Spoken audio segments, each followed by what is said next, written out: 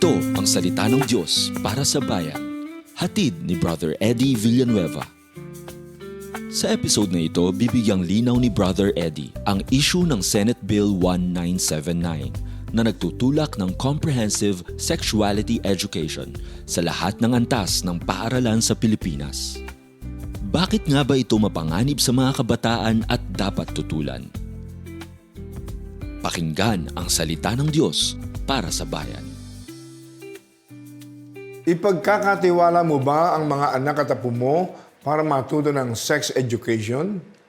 Like porn literacy, masturbation, oral sex, at anal sex sa mga taong hindi mo kilala?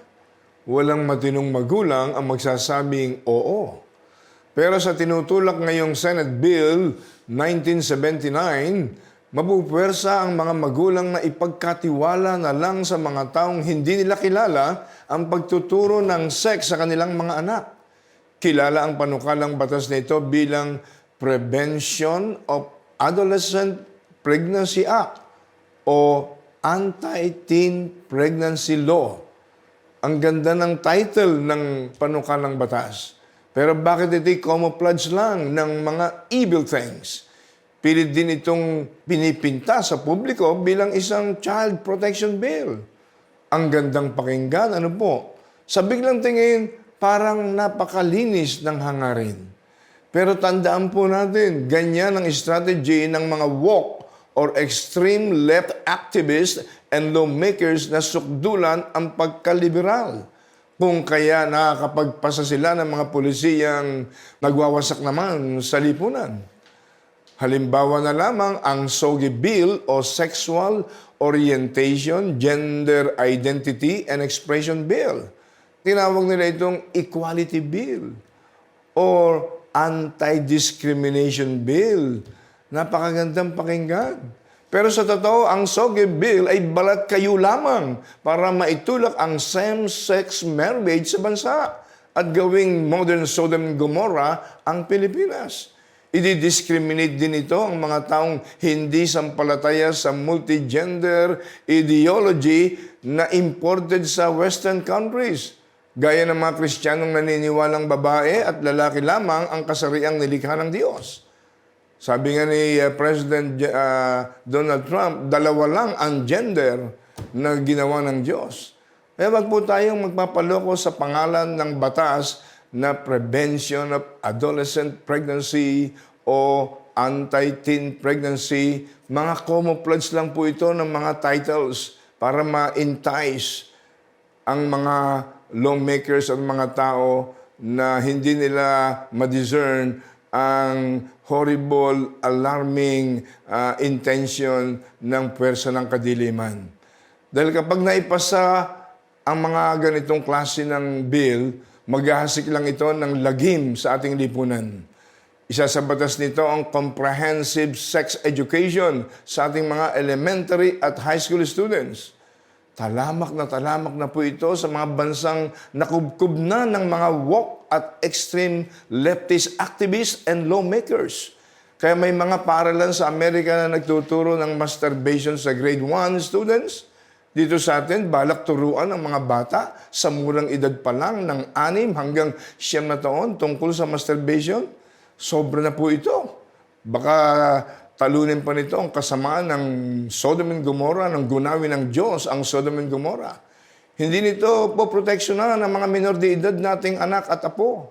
Sa halip, i-expose nito ang mga bata sa mga diskusyong sexual na walang ibang kasama sa classroom kundi ang guro nila. Nakakakilabot po itong isipin. Kung ang 6 na taong gulang mong anak o apo ay lalapitan ng isang estranghero sa mall at kakausapin niya tungkol sa sex, hahayaan mo ba ito? Walang kinaibe yan sa isang gurong magtuturo ng sex education sa classroom. Dakila po ang propesyon ng pagiging isang guro, pero gaya ng anumang propesyon, hindi lahat ng guro ay tapat sa kanilang tungkulin. Merong ilan ding abusado. May mga gurong napatunayan ng nakipagrelasyon o nananamantala ng kamasmusan ng kanilang estudyante.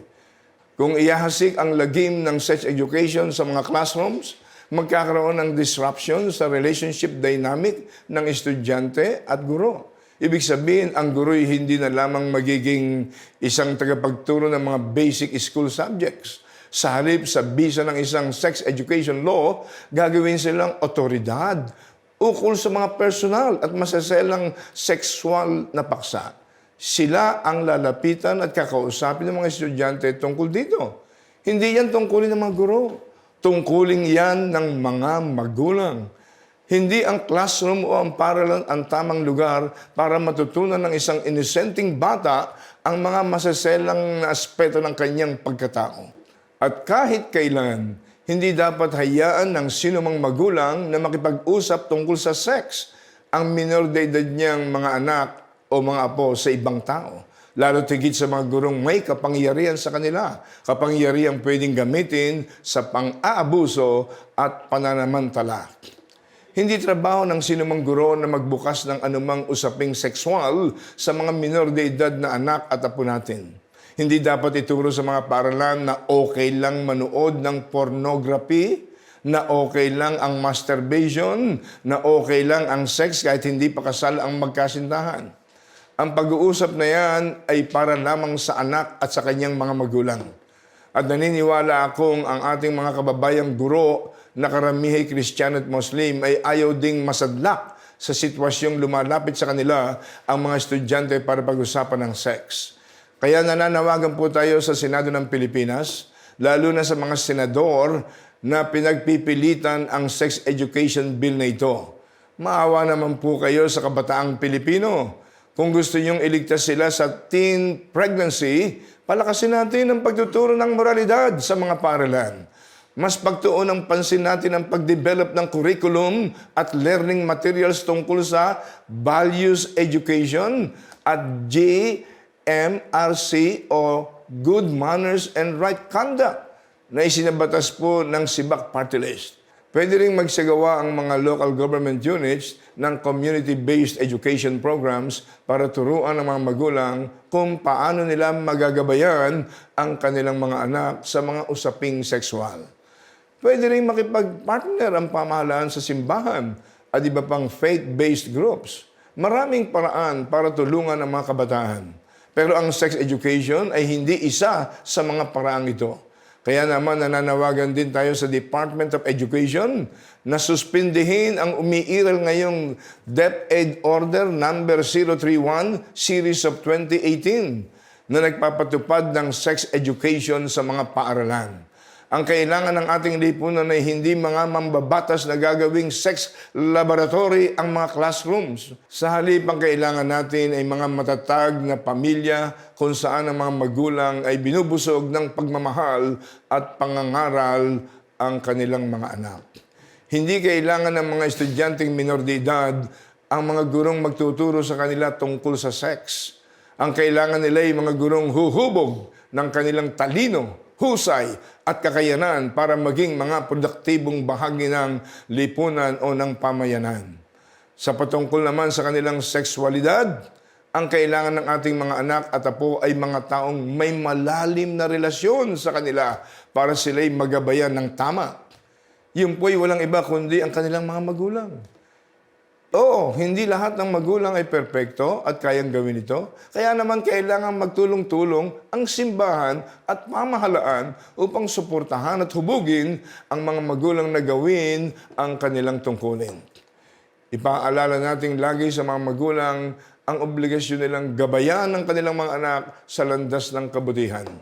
Tinuturo ito sa Malakay chapter 2 verse 15. Didn't the Lord make you one with your wife?